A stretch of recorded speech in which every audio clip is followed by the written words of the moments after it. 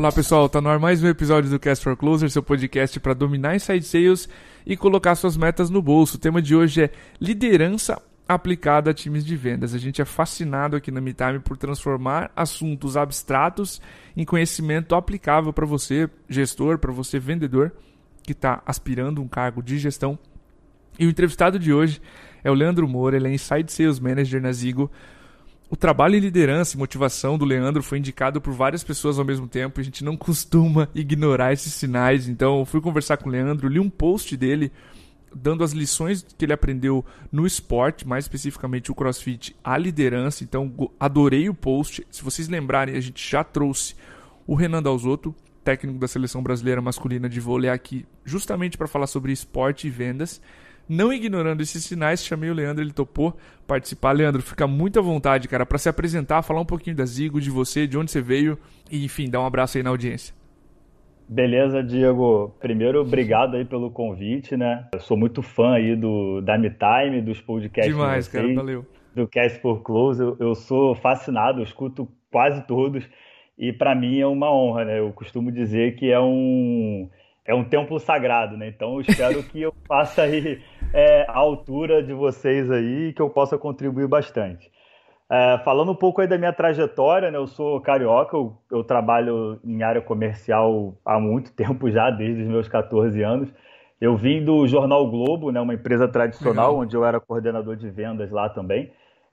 Mudei um pouco aí o meu panorama, né? Do impresso para o digital, né? Então vim parar na Resultados Digitais aqui em Florianópolis e hoje eu estou na Ziggo, né? Uma empresa aí de tecnologia também, onde eu fui bem abraçado. Eu entrei como vendedor na Ziggo e hoje eu estou coordenando o time de vendas lá. Tenho 11 vendedores, né? E faço esse trabalho aí constante de liderar essa galera aí em busca das metas e dos resultados. Um abraço para esse time.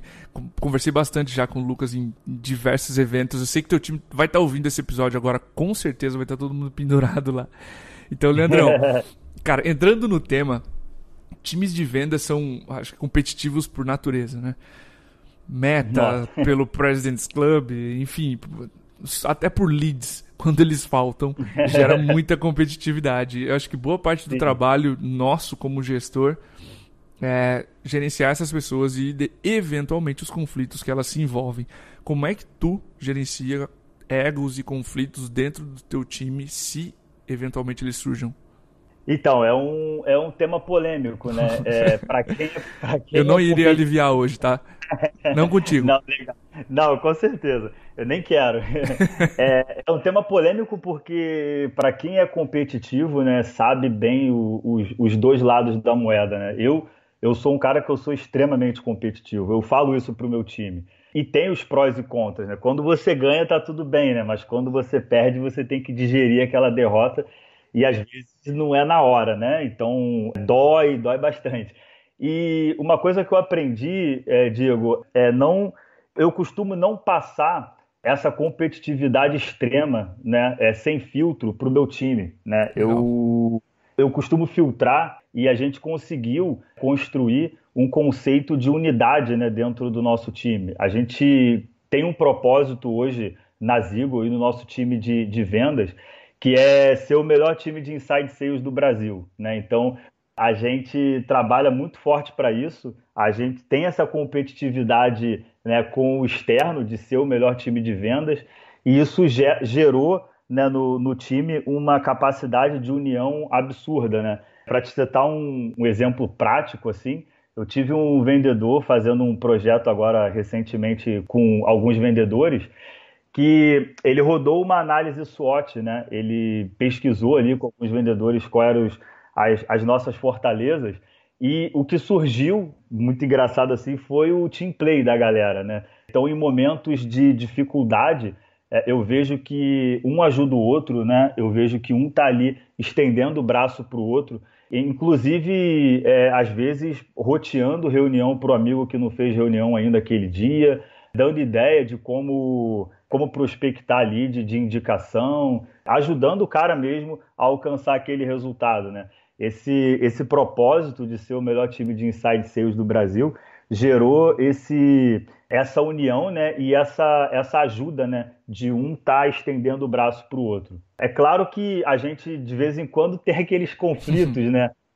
Um lead que volta de loja, um lead que, de repente, veio de indicação, mas estava sendo atendido por um outro vendedor. Cara, eu gosto muito de trabalhar a questão da maturidade do meu time, né? Eu entendo que o meu papel como gestor é eu não decidir por eles, né? Eu faço um papel ali de mais ou menos um mediador, né? Por hora eu peço para eles conversarem entre eles saírem dali com uma decisão ou pelo menos com alguma coisa traçada. E se for o caso, em algum caso extremo assim, eu entro no meio. No momento, até o momento, nunca precisou da minha participação, né? Mas eles conseguem decidir entre eles. E é muito bom porque eles criam essa cultura, né, de se tem algum problema, ele chama o outro vendedor para conversar. Isso traz mais maturidade para ele, né? Isso leva ele a ser um vendedor em outro patamar, né? Muito mais maduro e muito mais consciente também do que é responsabilidade dele, do que ele pode ou não fazer para não também prejudicar o colega. Gostei demais do que tu comentou de se adicionar propósito para ter uma união do grupo, mas de investir em maturidade.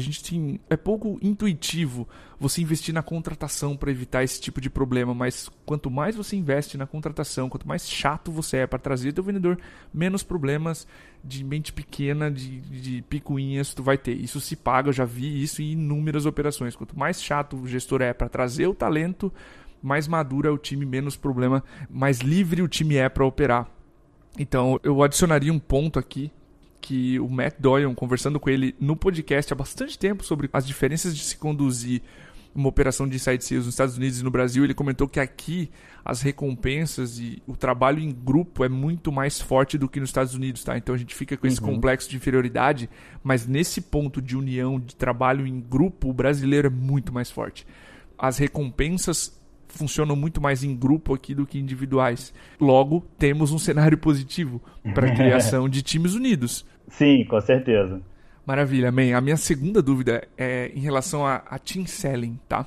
A gente já viu uma pesquisa aqui que a venda em grupo, ou seja, 2 ou mais pessoas, tu aumenta a chance quase 300%, 294% a chance da venda ocorrer. A gente até gravou um episódio aqui no Cast for Closers sobre isso, sobre o team selling. Mas quanto mais o gestor assume a liderança de um deal complicado, de uma reunião que está saindo do eixo, enfim, mais ele ou ela desempodera o vendedor ou a vendedora, certo? Então tem uma relação de apadrinhamento com jogar aos leões para você crescer sozinho. Como é que tu balanceia isso, cara, dentro do teu time? Isso é um ponto legal, porque isso é algo até que eu já vinha pensando e estruturando um novo modelo, né? Porque quando eu assumi a gestão de Inside, né, eu tinha um time que ele era menor, né, e agora meu time tem 11 vendedores. Eu costumo falar com eles, se eu tiver que fazer um take-off para cada um dos vendedores, são 11 no dia, né, então fica um pouco complicado.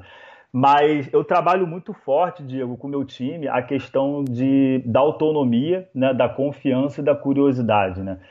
Eu acho que são 3 tópicos, tá? São tópicos até que eu trouxe no post que você mencionou do LinkedIn, que eles são para o desenvolvimento do vendedor, né? Então, quanto mais autonomia, mais confiança ele tem, né? E esse cara ele precisa ter curiosidade, até mesmo se for o caso para ele quebrar a cara, né? Numa negociação e ele sair dali um pouco mais forte, né? Eu tenho um caso que foi engraçado, né? Emblemático, que eu tinha uma vendedora, eu tenho, né? Na verdade, uma vendedora que ela queria, porque eu queria que eu entrasse no take-off com ela. Eu falei, não vou entrar, você vai fazer sozinha, eu vou ficar aqui do seu lado segurando a sua mão, mas você vai fazer sozinha. E foi muito engraçado porque ela foi lá, fez, eu fiquei do lado dela, era aquela última semana do mês, aquele nervosismo, né? E ela conseguiu fechar a conta. Eu falei, viu, tem hora que não precisa, você só precisa de um tapinha nas costas e vambora, né? É muito legal assim, quando você vai vendo esse desenvolvimento, né? Quando eu tinha um time menor, era muito mais fácil eu estar fazendo essas interações, né? Com um time maior agora fica um pouco mais complicado. Eu costumo, né, fazer times dentro dos times, né? Então, eu divido meus times em duplas e essa responsabilidade por cada um cuidar do deal do outro ali, ela fica em cargo dessas duplas, né?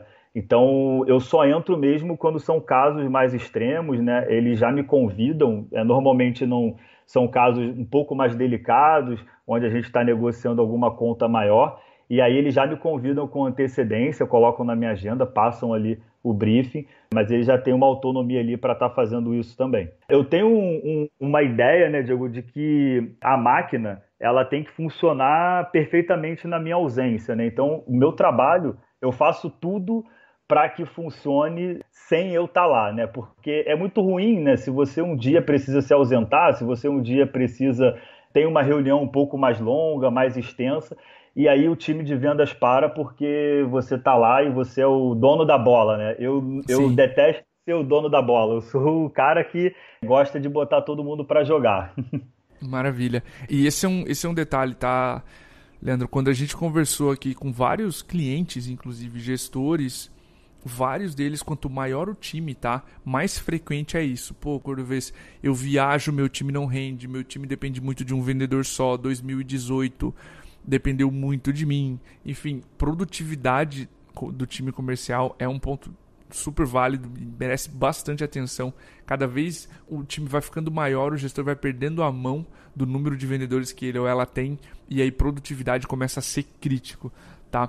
Deixa eu mergulhar num ponto que a gente estava mencionando já aqui nessa segundo questionamento, que é esse balanço de zona de conforto e zona de pânico, especialmente nesse nome que a Cameli, VP de vendas da OMI, trouxe aqui no episódio. Ela menciona que, além de tarefas usuais, ela cria projetos que não tem nada a ver com a rotina do vendedor para criar um pouco de pânico na agenda, sabe? Ela deu um exemplo aqui. Me traz a versão na tua cabeça do planejamento comercial 2019 da OMI. Imagina uma empresa que recebeu investimento passar para o vendedor a tarefa de criar a parte do planejamento comercial. Pânico. Alguns dos vendedores nunca tinham ouvido falar numa estratégia comercial, enfim, como determinar um planejamento comercial. Como é que tu enxerga esse ponto, essa mistura de zona de pânico com zona de conforto? E como é que se você tem exemplos de projetos assim que você usa na Zigo, enfim, para passar para nossa audiência? Eu gosto dessa zona de pânico, né? É onde você tira o cara ali do piloto automático, às vezes, né? Perfeito. O vendedor, ele tem muitos hábitos e rotinas diárias e, por certo momento, você olha para o cara e ele está naquele piloto automático, né? Total. Então, você precisa dar um sacode nele para ele voltar, né? E eu costumo fazer fazendo um paralelo assim com o esporte. A gente costuma dizer que é o treinar os acessórios, né? Que a gente chama. Então, por exemplo, eu sou um baita de um levantador de peso olímpico, mas algumas vezes o meu treinador manda eu ir lá e ficar treinando com o cabo de vassoura, né? Então, treinar o acessório, voltar para a base, entender um pouco, porque a zona de pânico, quando você dá alguma coisa para o vendedor que não tem muito a ver com a rotina de venda dele, acaba preparando ele para algo maior, né? Esse vendedor, por vezes, ele quer ser um gestor, ele quer mudar um pouco o direcionamento da carreira dele, e de certa forma você está trabalhando esses acessórios com ele nesses projetos que você lança. Eu dou muita liberdade para o meu time de vendas, né? Para citar alguns exemplos, assim, eles já criaram um site onde a gente armazena todos os materiais de treinamento, todos os materiais do time de vendas, eles ficam armazenados nesse site, né? Template de e-mail, modelos de apresentação, tudo isso veio dessa liberdade de criação do meu time de vendas, né? E projetos assim que eu costumo lançar de surpresa para eles, né? Eu tenho alguns treinamentos para o time de pré-vendas, por exemplo, por vira e mexe, são pré-vendedores que estão sendo contratados agora, ou então pré-vendedores que já estão na empresa e querem fazer algum tipo de treinamento, então eu aloco um vendedor para estar fazendo isso, dependendo do momento, é claro, né? Apresentação do status do mês também, para toda a área de insights, isso também é um projeto que por vezes eu faço, né? No momento agora a gente está aí com o RD Summit, né? A gente tá tinha vindo. um ingresso lá do RD Summit, né?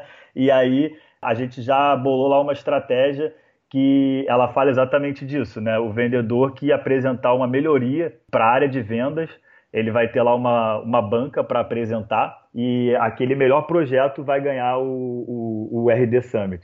Que massa. Então, isso são coisas que a gente consegue jogar ali no dia a dia para estar capacitando, para estar trazendo esse cara ali também para uma outra tarefa que não seja só a rotina de vendas, né? O que eu mencionei lá na sua primeira pergunta, né, do meu vendedor que fez um projeto lá e ele passou e fez a análise SWOT lá do time de vendas, isso é parte também de um desses projetos da Zona de Pânico, né?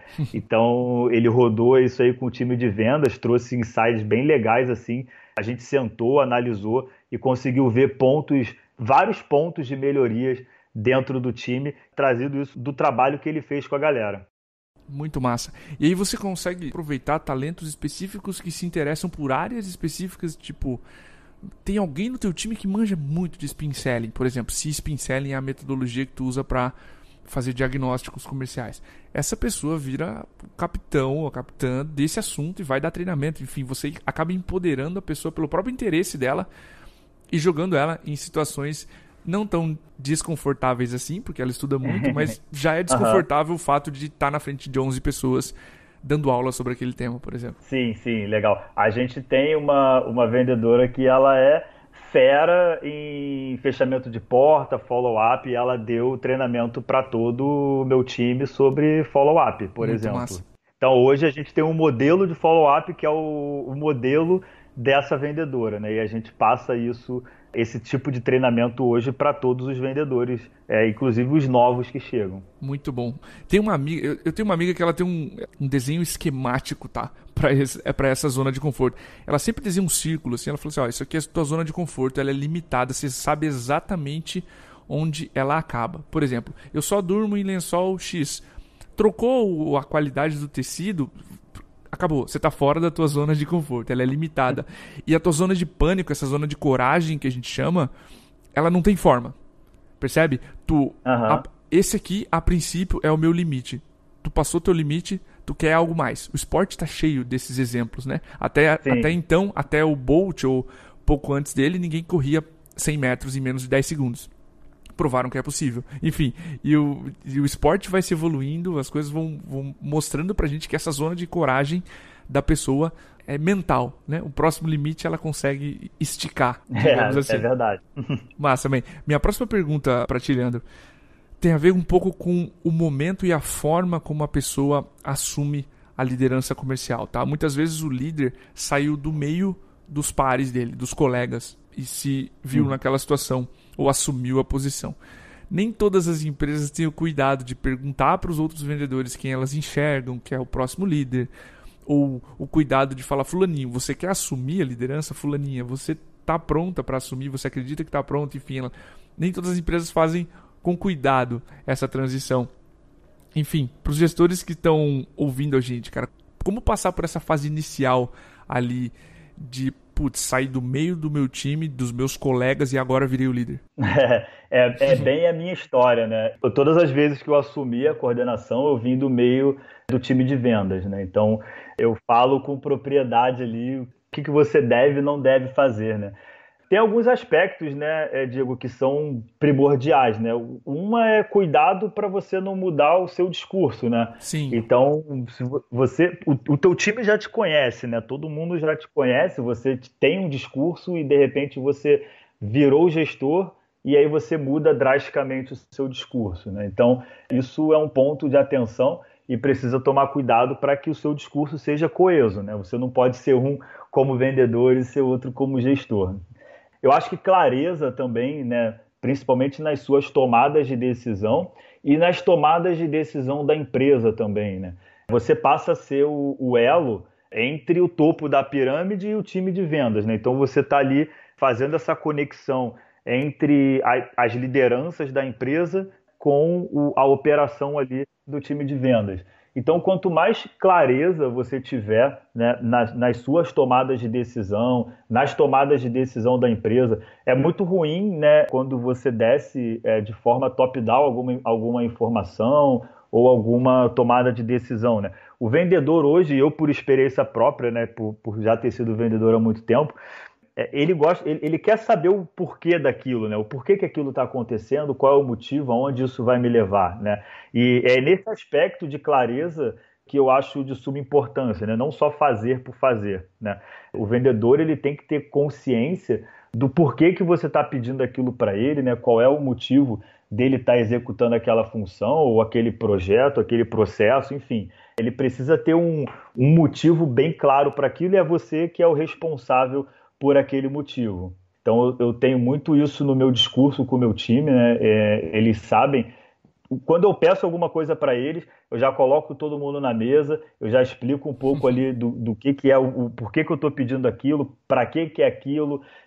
Recentemente a gente teve a entrada de um processo novo, né, que os vendedores precisavam executar. E aí surgiu aquilo, pô, vendedor odeia processo, né? Mais um processo, mais um fazer isso e tal. E aí eu mostrei para eles de forma clara onde aquele processo ia levar a gente, né? Por que a gente estava executando aquilo, né? Se era momentâneo ou não, se ia dar certo ou não. Eu falei, gente, só vou saber se vai dar certo ou não se vocês fizerem. Eu preciso da ajuda de vocês, até mesmo se a gente quiser tirar esse processo da nossa rotina. Então eu preciso da contribuição de todo mundo. Então eu trabalho muito com essa parte de clareza na tomada de decisão, né? Envolvendo bem o meu time, para que não fique um discurso meio falho ali para eles.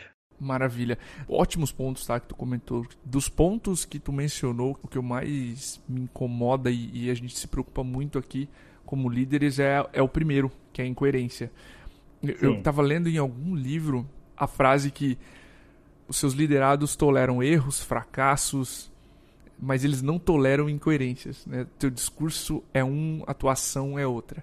Não interessa se você subiu de vendedor para gestor ou se você já era gestor quando aquele vendedor passou a ser seu liderado. Quando você tem discurso e prática muito discrepantes, teus liderados não conseguem entender qual é o comportamento que deve ser seguido e isso gera caos dentro de qualquer departamento. E incoerência, né, Diego, não confundam com mudar de opinião, né? Perfeito. Mudar de opinião, eu falo isso com o meu time de vendas, opinião, ela existe para ser mudada. Vocês podem me trazer uma visão diferente e eu mudar a minha opinião, ou eu mudar a opinião de vocês também através da minha visão, né? Ou através da minha experiência. Mas incoerência não tem nada a ver com mudar de opinião, né? Não, ótimo disclaimer. Cara, minha última pergunta pra gente fechar. Eu quero trazer um podcast que eu ouvi de um amigo, Renato Mesquita, uma referência para mim em inbound marketing e marketing de conteúdo, trabalhando na Rock Content, enfim. Ele mencionou um podcast, cara, que ao assumir uma posição de liderança, tem um lado solitário nisso, que é você entrar na cozinha, o assunto parar. Aquela liberdade toda que seus colegas tinham com você diminui, porque agora você é gestor, enfim. Tem um lado, você perde a quantidade de feedbacks que você recebia diminui muito, porque agora você é líder, então nem todo mundo tá à vontade assim para te dar um feedback. Você fica um pouco mais solitário do que você era quando você estava entre as pessoas que eram lideradas. Como um gestor que recém assumiu pode passar por esse período, Leandro? Não sei se tu vivenciou alguma coisa semelhante, sei que tu já deve ter se identificado com essa posição solitária, digamos assim, do líder. Sim. Principalmente nos grupos do WhatsApp, né? O grupo com chefe, o grupo sem chefe. Com certeza. Quando eu era vendedor, a gente tinha um grupo que era Vendedores da Depressão, né? Que ele era um grupo só dos vendedores. E aí, depois que eu virei... E eu era um dos donos do grupo, né? Depois que eu virei coordenador, eu mesmo falei pra galera, eu falei, gente, olha só, eu vou sair do grupo porque vocês precisam ter um grupo só de vocês, né? Como que vocês vão falar mal do chefe comigo no grupo, né? Mas, brincadeiras à parte, acontece mesmo, né? Essa questão aí de ser um caminho solitário, né? Quanto mais você busca a liderança, né? É aquele conceito de pirâmide, né? No topo da pirâmide não vão ter muitas pessoas, né? Então, em determinados momentos você vai precisar caminhar sozinho. Claro que você precisa ter os teus mentores, você precisa ter aquelas pessoas de confiança para você se apoiar em determinados momentos, né? Direcionar um pouco ali o teu modelo, a tua gestão, né? Então isso são pontos que você precisa ter.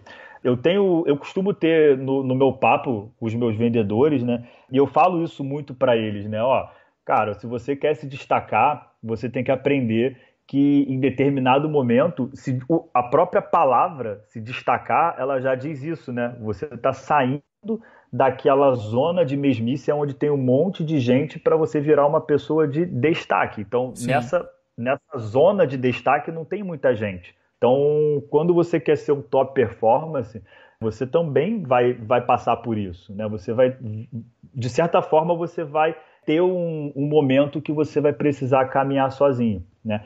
Mas voltando naquele ponto que eu te falei de autonomia, né, e liberdade que eu dou ali para o meu time, eu sempre brigo com eles a questão deles me dizerem não, né? E às vezes eu até jogo com eles alguma coisa assim para saber, alguma coisa bem fora da curva assim, para ver se eles vão me dizer não, né? E às vezes eu sinto que eles ainda dão uma titubeada. Aí eu pergunto, por que tu não me disse não?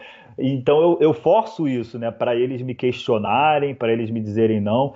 E eu consigo, do meu time, ter bastante feedbacks, né? E eu acho isso muito importante dentro do meu trabalho, inclusive os feedbacks negativos que surgem, né? E é onde eu vejo que, putz, a galera confia mesmo ali no meu trabalho, né? Então eu preciso ajustar aqui alguns pontos. E são esses pontos cegos que vão estar sempre me fazendo evoluir, né, Diego? Porque não adianta, se você não tem essa confiança do time, às vezes você vai ter um feedback de fora, né? Mas tendo de dentro é muito importante, né? Com certeza. Man, olha aí, ó, sobreviveu à fogueira. Obrigado aí pelo teu tempo, Leandro. Adorei o episódio, adorei a forma como tu conseguiu transformar esse tema em situações práticas, em ideias para as pessoas, para os gestores também liderarem melhor seus liderados. Então, obrigado mais uma vez aí pelo teu tempo. Enfim, fica à vontade para se despedir, deixar teu contato, enfim. Nada, que isso, Diego. Obrigado vocês aí pelo contato. Agradeço aí também a galera que indicou o meu trabalho aí para estar participando. Como eu falei, eu sou mega fã aí do trabalho de vocês. Obrigado. Espero que eu tenha contribuído à altura aí dos monstros sagrados aí que já passaram por aqui. Com certeza. Não durma preocupado com isso, cara. Ajudou com certeza. Obrigado mesmo. Legal, obrigado, Diego. Valeu, pessoal. Um grande abraço, até o próximo episódio.